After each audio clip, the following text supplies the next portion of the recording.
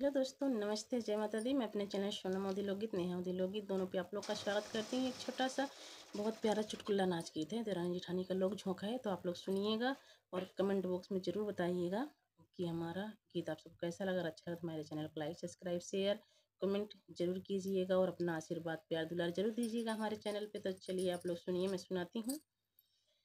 भले तू गैलू अलगाई हो, सुना हमारी जेठानी। भले तू गैलू अलगाई हो, सुना हमारी जेठानी।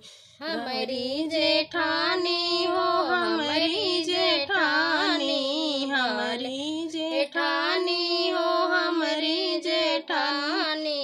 भले तू गैलू अलगाई हो, सुना हमारी जेठानी। भले तू गयू अलगाई हो, सुना हमारी जेठानी। घरवा तू लिहलू, दुअरवा तू लिहलू, घरवा तू लिहलू, दुअरवा तू लिहलू, लिहलू बागियावा बेचाई हो, सुना हमारी जेठानी। लिहलू बागियावा बेचाई हो, सुना हमारी जेठानी।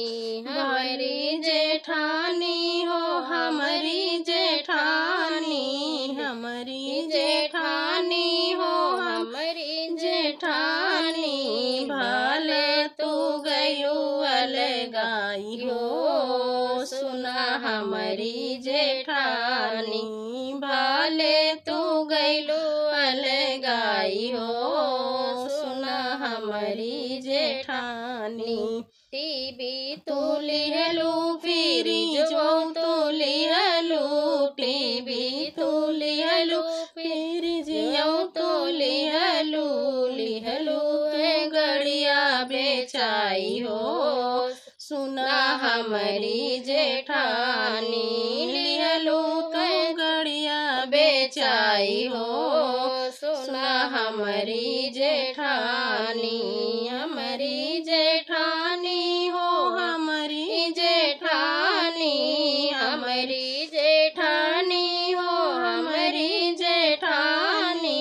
भले तू गैलू अलगाई हो, सुना हमारी जेठानी। भले तू गैलू अलगाई हो, सुना हमारी जेठानी। सासू के छोड़ू, सासू के छोड़लू, ससुर जी के छोड़लू, सासू के छोड़लू, ससुर जी के छोड़लू।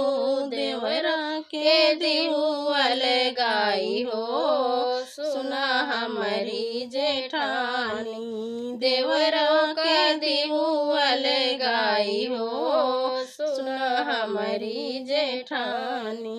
हमारी जेठानी हो, हमारी जेठानी, हमारी जेठानी हो, हमारी जेठानी। भले तू गयू अलगाई हो, सुना हमारी जेठानी।